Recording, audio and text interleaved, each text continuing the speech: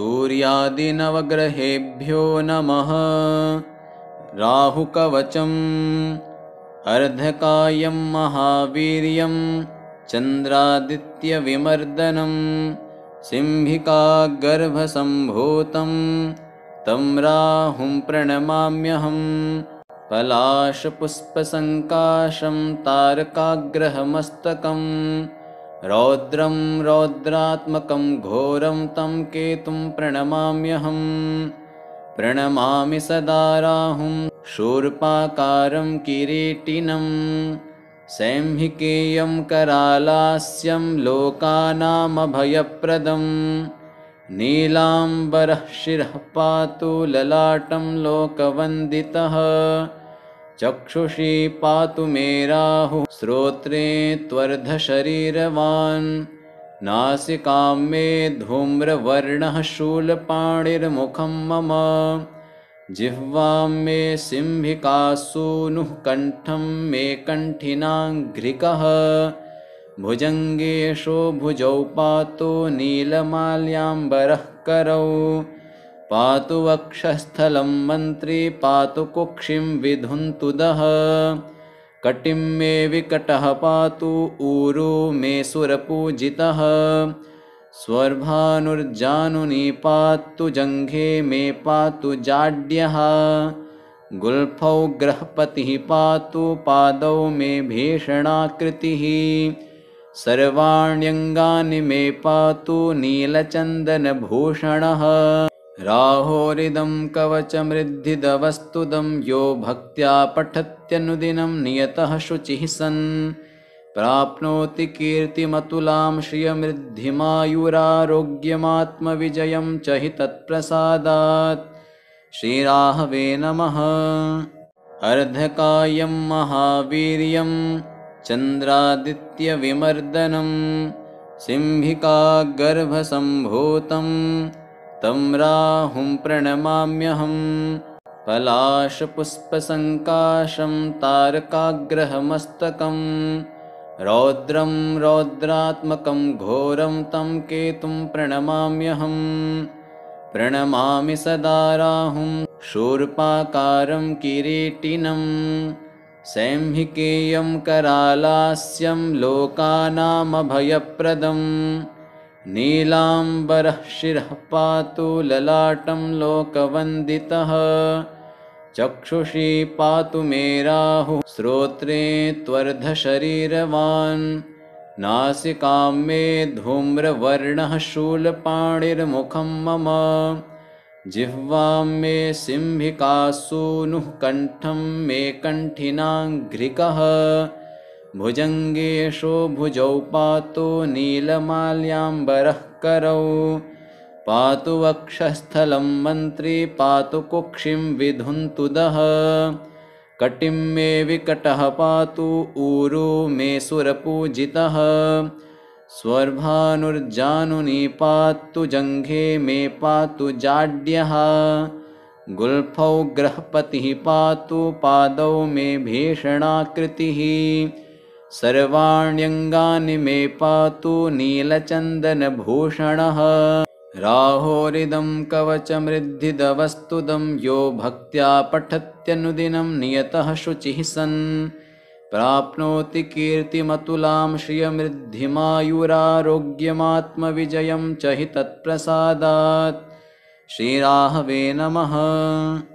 अर्धकायं महावीर्यं चन्द्रादित्यविमर्दनं सिंहिकागर्भसम्भूतं तं राहुं प्रणमाम्यहम्। पलाशपुष्पसङ्काशं तारकाग्रहमस्तकं रौद्रं रौद्रात्मकं घोरं तं केतुं प्रणमाम्यहम्। प्रणमामि सदा राहुं शूर्पाकारं किरीटिनं सैंहिकेयं करालास्यं लोकानामभयप्रदं। नीलाम्बरः शिरः पातु ललाटं लोकवन्दितः चक्षुषी पातु मे राहुः श्रोत्रे त्वर्धशरीरवान्। नासिकां मे धूम्रवर्णः शूलपाणिर्मुखं मम जिह्वां मे सिंहिका सूनुः कण्ठं मे कण्ठिनाङ्घ्रिकः भुजङ्गेशो भुजौ पातु नीलमाल्याम्बरः करौ पातु वक्षस्थलं मन्त्री पातु कुक्षिं विधुन्तुदः कटिं मे विकटः पातु ऊरू मे सुरपूजितः स्वर्भानुर्जानुनी पातु जङ्घे मे पातु जाड्यः गुल्फौ ग्रहपतिः पातु पादौ मे भीषणाकृतिः सर्वाण्यङ्गानि मे पातु नीलचन्दनभूषणः राहोरिदं कवचमृद्धिदवस्तुदं यो भक्त्या पठत्यनुदिनं नियतः शुचिः सन् प्राप्नोति कीर्तिमतुलां श्रियमृद्धिमायुरारोग्यमात्मविजयं च हि तत्प्रसादात् श्रीराहवे नमः। अर्धकायं महावीर्यं चन्द्रादित्यविमर्दनं सिंहिका गर्भसम्भूतं तं राहुं प्रणमाम्यहं पलाशपुष्पसङ्काशं तारकाग्रहमस्तकं रौद्रं रौद्रात्मकं घोरं तं केतुं प्रणमाम्यहं प्रणमामि सदा राहुं शूर्पाकारं किरीटिनं सैंहिकेयं करालास्यं लोकानामभयप्रदं नीलाम्बरः शिरः पातु ललाटं लोकवन्दितः चक्षुषी पातु मे राहुः श्रोत्रे त्वर्धशरीरवान् नासिकां मे धूम्रवर्णः शूलपाणिर्मुखं मम जिह्वां मे सिंहिका सूनुः कण्ठं मे कण्ठिनाङ्घ्रिकः भुजङ्गेशो भुजौ पातु नीलमाल्याम्बरः करौ पातु वक्षस्थलं मन्त्री पातु कुक्षिं विधुन्तुदः कटिं मे विकटः पातु ऊरू मे सुरपूजितः स्वर्भानुर्जानुनी पातु जङ्घे मे पातु जाड्यः गुल्फौ ग्रहपतिः पातु पादौ मे भीषणाकृतिः सर्वाण्यङ्गानि मे पातु नीलचन्दनभूषणः राहोरिदं कवचमृद्धिदवस्तुदं यो भक्त्या पठत्यनुदिनं नियतः शुचिः सन् प्राप्नोति कीर्तिमतुलां श्रियमृद्धिमायुरारोग्यमात्मविजयं च हि तत्प्रसादात् श्रीराहवे नमः। अर्धकायं महावीर्यं चन्द्रादित्यविमर्दनं सिंहिका गर्भसम्भूतं तं राहुं प्रणमाम्यहं पलाशपुष्पसङ्काशं तारकाग्रहमस्तकं रौद्रं रौद्रात्मकं घोरं तं केतुं प्रणमाम्यहं प्रणमामि सदा राहुं शूर्पाकारं किरीटिनं सैंहिकेयं करालास्यं लोकानामभयप्रदं नीलाम्बरः शिरः पातु ललाटं लोकवन्दितः चक्षुषी पातु मे राहुः श्रोत्रे त्वर्धशरीरवान् नासिकां मे धूम्रवर्णः शूलपाणिर्मुखं मम जिह्वां मे सिंहिका सूनुः कण्ठं मे कण्ठिनाङ्घ्रिकः भुजङ्गेशो भुजौ पातु नीलमाल्याम्बरः करौ पातु वक्षस्थलं मन्त्री पातु कुक्षिं विधुन्तुदः कटिं मे विकटः पातु ऊरू मे सुरपूजितः स्वर्भानुर्जानुनी पातु जङ्घे मे पातु जाड्यः गुल्फौ ग्रहपतिः पातु पादौ मे भीषणाकृतिः सर्वाण्यङ्गानि मे पातु नीलचन्दनभूषणः राहोरिदं कवचमृद्धिदवस्तुदं यो भक्त्या पठत्यनुदिनं नियतः शुचिः सन् प्राप्नोति कीर्तिमतुलां श्रियमृद्धिमायुरारोग्यमात्मविजयं च हि तत्प्रसादात् श्रीराहवे नमः। अर्धकायं महावीर्यं चन्द्रादित्यविमर्दनं सिंहिकागर्भसम्भूतं तं राहुं प्रणमाम्यहं पलाशपुष्पसङ्काशं तारकाग्रहमस्तकं रौद्रं रौद्रात्मकं घोरं तं केतुं प्रणमाम्यहं प्रणमामि सदा राहुं शूर्पाकारं किरीटिनं सैंहिकेयं करालास्यं लोकानामभयप्रदं नीलाम्बरः शिरः पातु ललाटं लोकवन्दितः चक्षुषी पातु मे राहुः श्रोत्रे त्वर्धशरीरवान् नासिकां मे धूम्रवर्णः शूलपाणिर्मुखं मम जिह्वां मे सिंहिकासूनुः कण्ठं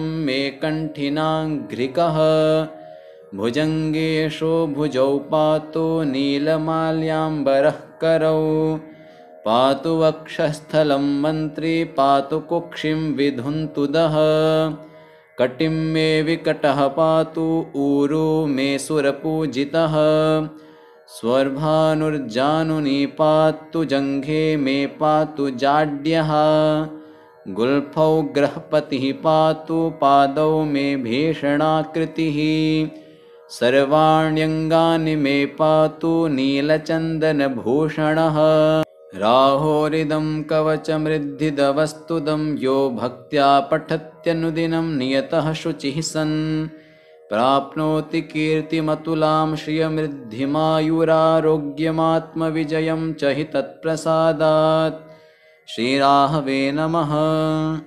अर्धकायं महावीर्यं चन्द्रादित्यविमर्दनं सिंहिकागर्भसम्भूतं तं राहुं प्रणमाम्यहं पलाशपुष्पसङ्काशं तारकाग्रहमस्तकं रौद्रं रौद्रात्मकं घोरं तं केतुं प्रणमाम्यहं प्रणमामि सदा राहुं शूर्पाकारं किरीटिनं सैंहिकेयं करालास्यं लोकानामभयप्रदं नीलाम्बरः शिरः पातु ललाटं लोकवन्दितः चक्षुषी पातु मे राहुः श्रोत्रे त्वर्धशरीरवान् नासिकां मे धूम्रवर्णः शूलपाणिर्मुखं मम जिह्वां मे सिंहिकासूनुः कण्ठं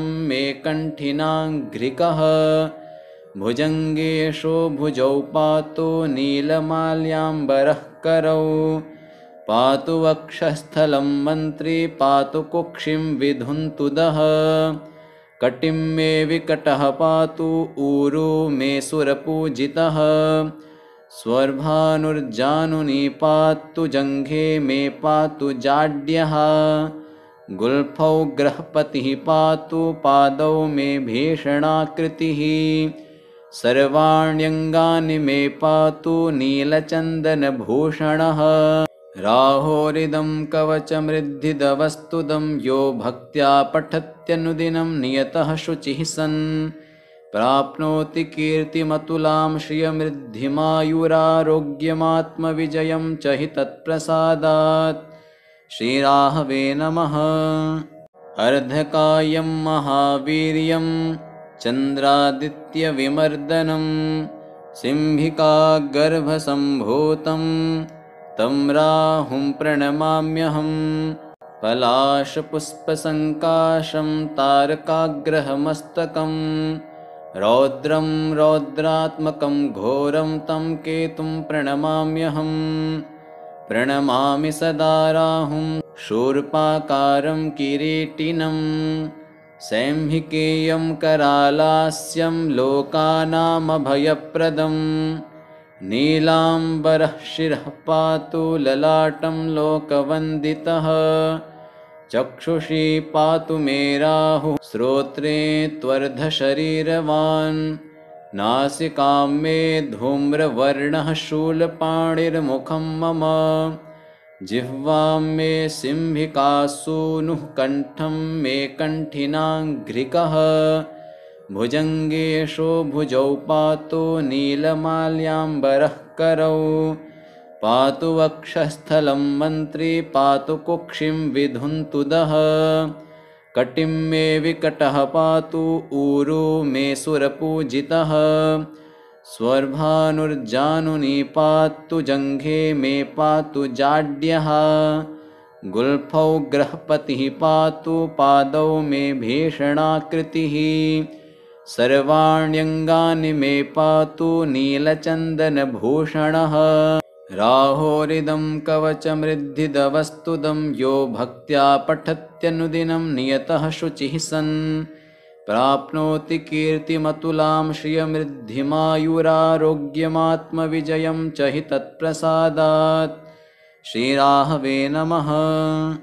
अर्धकायं महावीर्यं चन्द्रादित्यविमर्दनं सिंहिकागर्भसम्भूतं तं राहुं प्रणमाम्यहं पलाशपुष्पसङ्काशं तारकाग्रहमस्तकं रौद्रं रौद्रात्मकं घोरं तं केतुं प्रणमाम्यहं प्रणमामि सदा राहुं शूर्पाकारं किरीटिनं सैंहिकेयं करालास्यं लोकानामभयप्रदं नीलाम्बरः शिरः पातु ललाटं लोकवन्दितः चक्षुषी पातु मे राहुः श्रोत्रे त्वर्धशरीरवान् नासिकां मे धूम्रवर्णः शूलपाणिर्मुखं मम जिह्वां मे सिंहिकासूनुः कण्ठं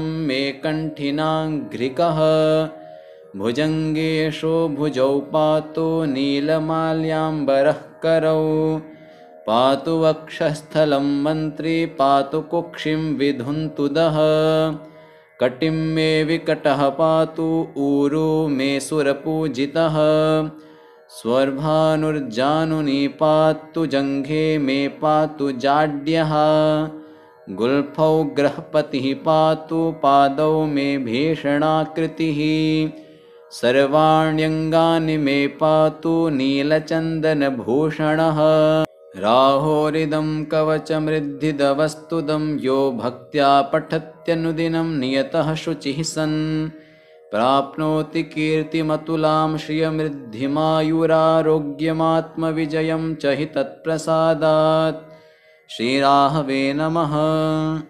अर्धकायं महावीर्यं चन्द्रादित्यविमर्दनं सिंहिकागर्भसम्भूतं तं राहुं प्रणमाम्यहं पलाशपुष्पसङ्काशं तारकाग्रहमस्तकं रौद्रं रौद्रात्मकं घोरं तं केतुं प्रणमाम्यहं प्रणमामि सदा राहुं शूर्पाकारं किरीटिनं सैंहिकेयं करालास्यं लोकानामभयप्रदं नीलाम्बरः शिरः पातु ललाटं लोकवन्दितः चक्षुषी पातु मे राहुः श्रोत्रे त्वर्धशरीरवान् नासिकां मे धूम्रवर्णः शूलपाणिर्मुखं मम जिह्वां मे सिंहिकासूनुः कण्ठं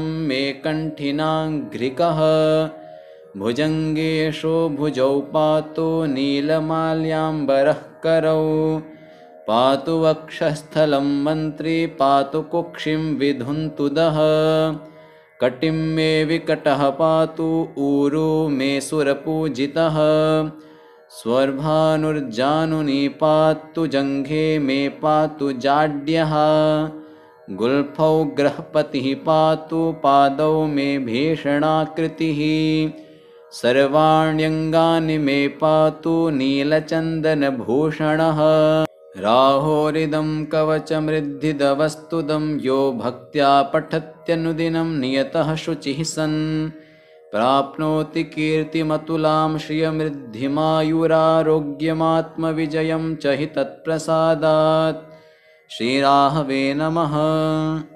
अर्धकायं महावीर्यं चन्द्रादित्यविमर्दनं सिंहिकागर्भसम्भूतं तं राहुं प्रणमाम्यहं। पलाशपुष्पसङ्काशं तारकाग्रहमस्तकं रौद्रं रौद्रात्मकं घोरं तं केतुं प्रणमाम्यहं। प्रणमामि सदा राहुं शूर्पाकारं किरीटिनं सैंहिकेयं करालास्यं लोकानामभयप्रदं। नीलाम्बरः शिरः पातु ललाटं लोकवन्दितः चक्षुषी पातु मे राहुः श्रोत्रे त्वर्धशरीरवान्। नासिकां मे धूम्रवर्णः शूलपाणिर्मुखं मम जिह्वां मे सिंहिकासूनुः कण्ठं मे कण्ठिनाङ्घ्रिकः। भुजङ्गेषु भुजौ पातु नीलमाल्याम्बरः करौ पातु वक्षस्थलं मन्त्री पातु कुक्षिं विधुन्तुदः। कटिं मे विकटः पातु ऊरू मे सुरपूजितः स्वर्भानुर्जानुनी पातु जङ्घे मे पातु जाड्यः। गुल्फौ ग्रहपतिः पातु पादौ मे भीषणाकृतिः सर्वाण्यङ्गानि मे पातु नीलचन्दनभूषणः। राहोरिदं कवचमृद्धिदवस्तुदं यो भक्त्या पठत्यनुदिनं नियतः शुचिः सन् प्राप्नोति कीर्तिमतुलां श्रियमृद्धिमायुरारोग्यमात्मविजयं च हि तत्प्रसादात्। श्रीराहवे नमः। अर्धकायं महावीर्यं चन्द्रादित्यविमर्दनं सिंहिकागर्भसम्भूतं तं राहुं प्रणमाम्यहं। पलाशपुष्पसङ्काशं तारकाग्रहमस्तकं रौद्रं रौद्रात्मकं घोरं तं केतुं प्रणमाम्यहं। प्रणमामि सदा राहुं शूर्पाकारं किरीटिनं सैंहिकेयं करालास्यं लोकानामभयप्रदं। नीलाम्बरः शिरः पातु ललाटं लोकवन्दितः चक्षुषी पातु मे राहुः श्रोत्रे त्वर्धशरीरवान्। नासिकां मे धूम्रवर्णः शूलपाणिर्मुखं मम जिह्वां मे सिंहिकासूनुः कण्ठं मे कण्ठिनाङ्घ्रिकः। भुजङ्गेषु भुजौ पातु नीलमाल्याम्बरः करौ पातु वक्षस्थलं मन्त्री पातु कुक्षिं विधुन्तुदः। कटिं मे विकटः पातु ऊरू मे सुरपूजितः स्वर्भानुर्जानुनी पातु जङ्घे मे पातु जाड्यः। गुल्फौ ग्रहपतिः पातु पादौ मे भीषणाकृतिः सर्वाण्यङ्गानि मे पातु नीलचन्दनभूषणः। राहोरिदं कवचमृद्धिदवस्तुदं यो भक्त्या पठत्यनुदिनं नियतः शुचिः सन् प्राप्नोति कीर्तिमतुलां श्रियमृद्धिमायुरारोग्यमात्मविजयं च हि तत्प्रसादात्। श्रीराहवे नमः।